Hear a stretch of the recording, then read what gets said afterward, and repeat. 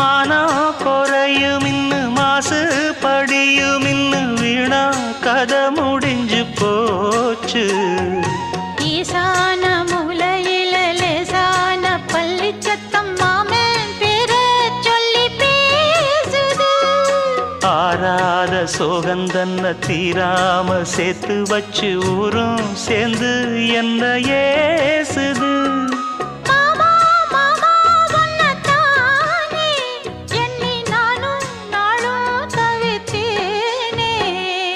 கூண்டுக்குள்ள என்ன வச்சு கூடி நின்ன ஊற விட்டு கூண்டுக்குள்ள போனதென்ன கோலக்கிளியே.